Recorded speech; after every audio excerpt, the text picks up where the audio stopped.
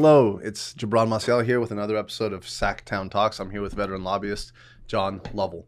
Did I hear you say 37 years as a lobbyist in California? No, this is my 36th year. This is your 36th starting year. up, yeah. Okay, very, very good. Yeah. What type of issues do you work on? Primarily law enforcement issues, and I've represented an array of different law enforcement clients. Okay. I've also worked on animal protection issues and helped pass a ballot measure that protected horses from being slaughtered. Like racetrack horses? No, we had a ballot measure, Proposition 6, back in 1998, that outlawed the slaughter of horses for food for human consumption. There's a big horse meat market, primarily in Belgium and France and Japan.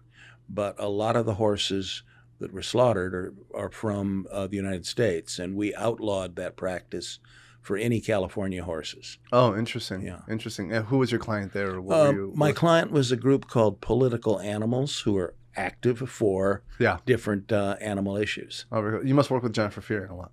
No, not really. Not so much. Okay. Not really. So kind of different. Different. Yeah, there's in the animal protection world, I mean, that really could be a topic for an entire show on its own. Got it. Because just quickly take us through this. I did the Ivory Bill for Tony Atkins. Oh, okay. Yeah, I worked with Jennifer on that. Yeah. There are people who are truly dedicated to helping animals. There are others who are in it to raise money. And what they'll typically do is pass something meaningless, like an ivory ban, and then well, I'm not sure about that. I'm not going to speak to that. But they'll pass something that's meaningless, and then the organization will go out and raise money from people around it. who, And in fact, on the horse slaughter initiative that I was involved with, there were a couple of organizations that were actually pretty well known. I mean, you'd know their names, and we reached out to them for money for the campaign. And they turned us down. Yeah. And then after we won, they sent out fundraising solicitations saying, we helped with Prop 6. Now we need money. You know, it's so every enclave has its own politics. Every enclave has its own politics. I remember I had when I was an intern at the Sacramento semester program. Oh, who'd you intern with? Kyle Packham over at Special Districts. Oh, okay. Yeah. They one of the interns in the cohort was a cancer survivor, and they had said I'm not particularly fond of St. Jude's, and their thing was, at least from their perception, I'm not trying to no accusate, but the perception from this one person was that St. Jude's only takes the kids that have a likelihood of making it to pad their statistics. I've heard that. Yeah, but they're not going to take that determining the hopeless case. Yeah, because that's like a demerit on them. Yeah, So if you were going to make it anyways, again, this is just what this one person who survived cancer and has probably very hard feelings on the topic. This is just their story, But I mean, it's just like, wow, I never would have thought of that, right? If I'm just looking at it from the outside, it's not until you really peel the onion so you start seeing some of the stinky layers, right? Humane Society of the United States has an $11 million building in Washington, D.C. What are you doing with an $11 million building? Well, in that building, no animals are allowed. Really? Yeah. Really. I think I'm starting to understand some of the source of why you and Jennifer don't work together. Because you actually want to help the animals. That's so funny. Yeah, it's interesting. Encapsulated in this issue is a broader topic about the monetization of outrage in politics. Very good point. Yes. Yeah. Right. Because the example that I always use is one of the examples that I always use around this issue is fracking. Right. And really what's going on is that the substance of the matter no longer matters. When you have these nonprofit organizations that are really in the fundraising business, exactly right. They're in the outrage business. Yes. Right. So when Fran Pavley came up with SB4 to regulate fracking, it's the most comprehensive fracking bill that ever been done. And I mean, the governor at the time, Governor Brown, was making some very clear he put some very clear markers out and says, hey, fracking's here to stay in California. I There were remember no that. ifs, ands, or buts. Fracking's here to stay. So Fran Pavley, as the environmental leader that she is, was like, okay, if it's here to stay, this is what we're going to do. We're going to regulate it, right? And for the first time in their history, the Sierra Club opposed the Fran Pavley bill. And it had nothing to do with but if you were to hold But a it had gun to to do with their business plan. it had to do with their business plan, right? It had to do with the fact that they're in the selling T-shirts business. It had to do with the fact that they have to have That's right. like a crisis to sell, right? I mean, no conspiracy theory, but this is actually, I mean, from two people that actually know how this business works. There has to be something to sell, right? Yeah. So Not a problem to solve. Yeah. Because that gets in the way of what you're trying to sell. Right. So that's a piece. Do you know that Fran Pavley is the great-granddaughter of William Jennings Bryan? No. Yes. What? Yes. Fran, you got to come. Is she Yes. still around? Oh, sure. Yeah. I know. And I knew that, and so whenever she would have a bill that I was testifying on, Yeah. that I would reference William Jennings Bryan in one way or another. She'd kind of in my smile. Oh yeah, you have to have fun with this stuff. Yeah. Yeah. Or when there was one bill dealing with banks, and I remember she was saying some really good things about these particular banks.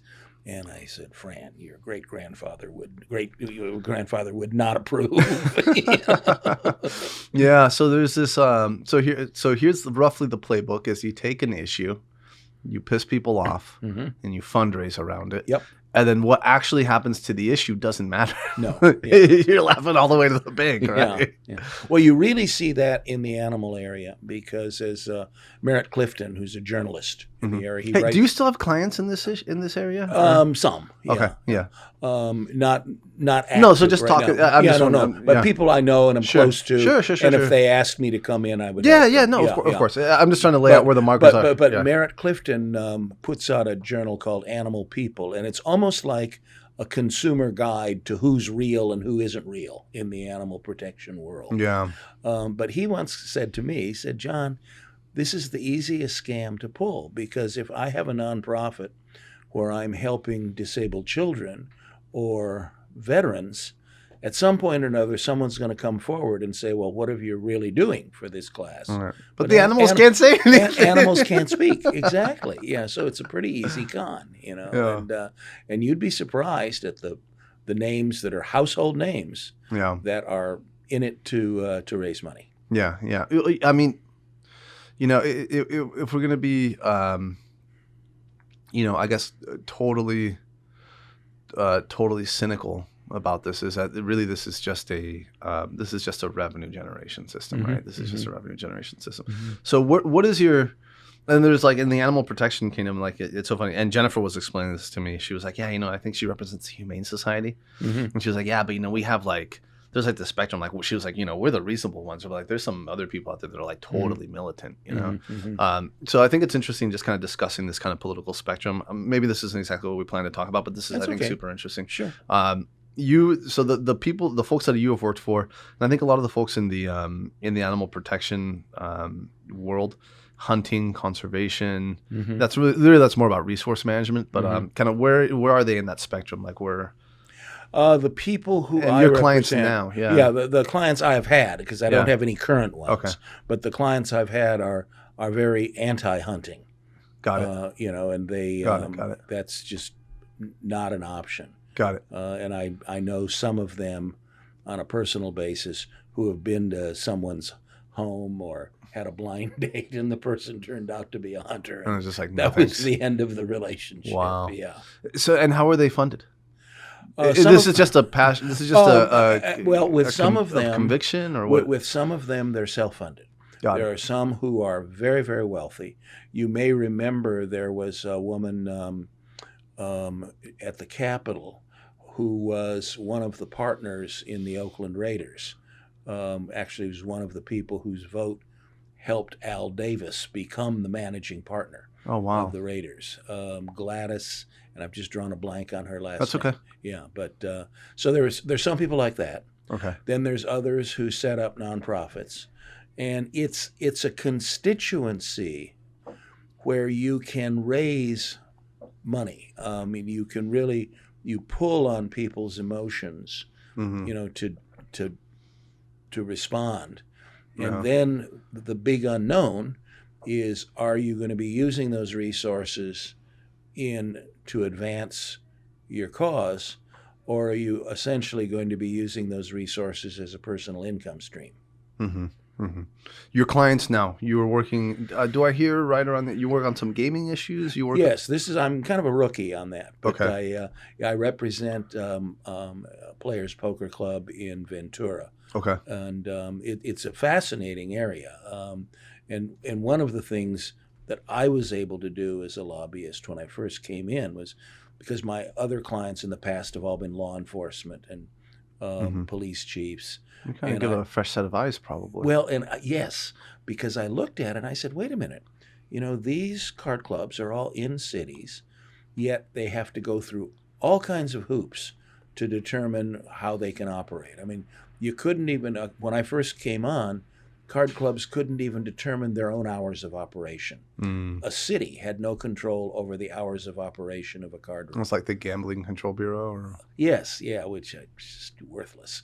Yeah. But they, and so what I did was I brought in the League of Cities, the police built chiefs, a coalition. Built a coalition that was a different coalition. Right. Because typically what you have in this area, at least from my limited like the experience, casinos and the tribes. You've got the tribes on one side and the card rooms on the other, and policymakers viewed the whole thing as a binary choice between the two. Yeah. But suddenly, you had the League of Cities and the police chiefs in support of a bill that gave cities the exclusive authority to determine the hours of operation of a card room. Local control makes all the sense in the world. Local control. Yeah. And do they get is there like a fee that the card rooms are paying to the cities now? Or well, the card rooms pay taxes to the cities, and they generate good they're an important revenue stream for cities. Yeah. And what the cities did when we brought them into the coalition is they said, hey, wait a minute,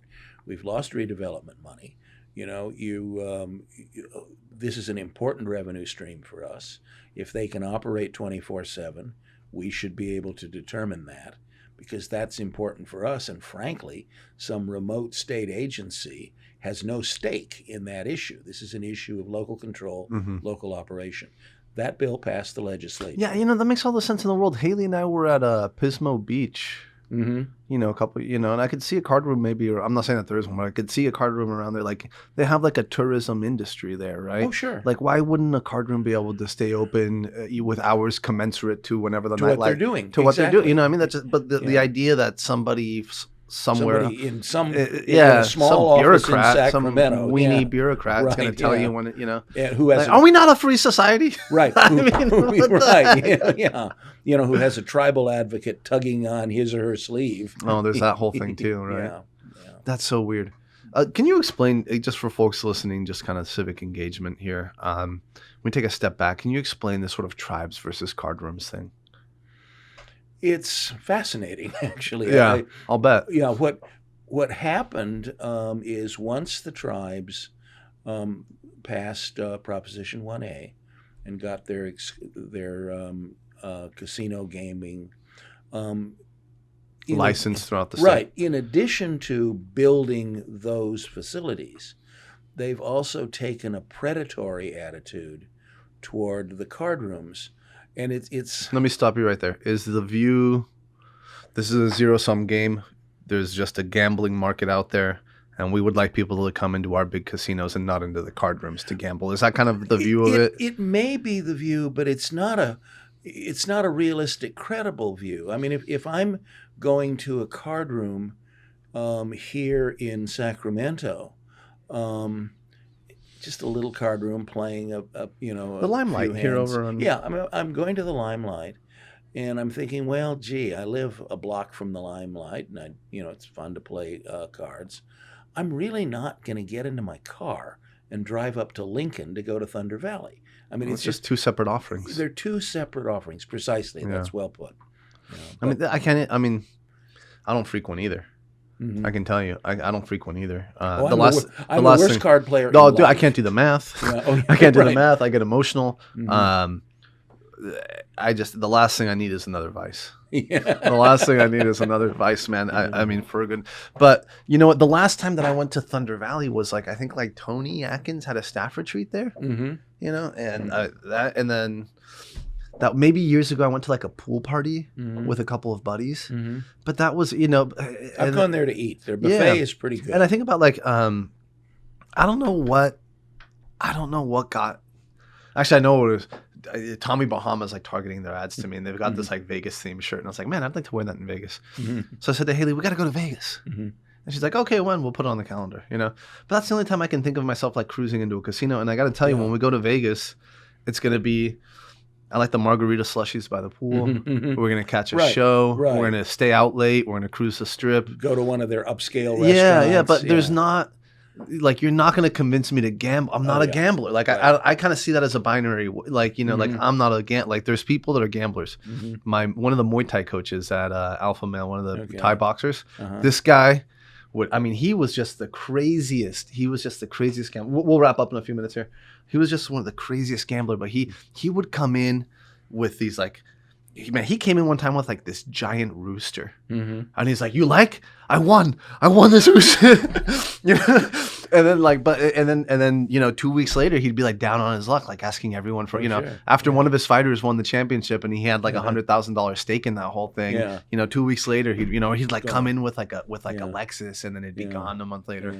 There's a bus stop right in front of the street, you know, and he was like, "Hey, I'll bet you a woman gets off that bus first."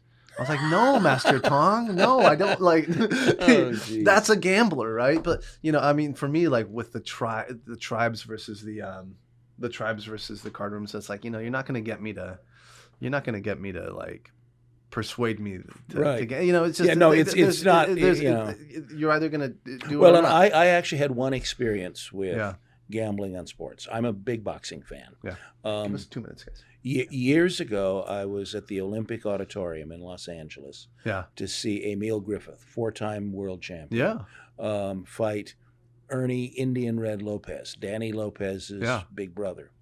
And there were these guys sitting behind me, and they said, all right, you know, what about, we want to bet on the fight. We want Lopez, you know. Yeah. And what about putting a half on the fight? All right. So I said, yeah. Okay, well, I watched the fight, and it was one of the best boxing matches I've ever seen. Both fighters brought their best. Both adjusted to the changes in the strategy of the other. It was a dialogue. It was an ongoing dialogue. Yes. It was a physical conversation. It was terrific, but I didn't enjoy it a bit. Why? Because I had money on the fight. Okay. At the end, well, here's the rest of that story. At the end of that fight, Griffith won a skin-tight decision, but there was no dispute over it. So I turned to the guy behind me and I said, "All right, guys." And at first he tried to get out of the bet, then his friend said, "No, you got to pay." Well, I'm thinking, okay, so I'm going to get 50 cents, a half, you know. No, I get $500. Oh wow! I had $7 to my name. If that fight had gone the other way, I wouldn't be here today. Hey, we got Randy Vopel on deck, right? So we should maybe leave it. You want to just do it another time? No, I think this is actually a good conversation. The animal stuff is super interesting. Let's do a part 2. All right, sure. Okay, let's do a part 2 in a couple months. Maybe I'll name names of the organizations. All right, John Lovell. Hey, are you? No, this is gonna. I would like to put it out. This is gonna go out. The animal stuff is super interesting, and I think maybe after this goes out, maybe we'll get some viewer questions on the card rooms and the casino stuff, and maybe some public safety stuff too. Where can folks? If someone's looking for a lobbyist, or where can folks keep up with you? Do you have a website, online?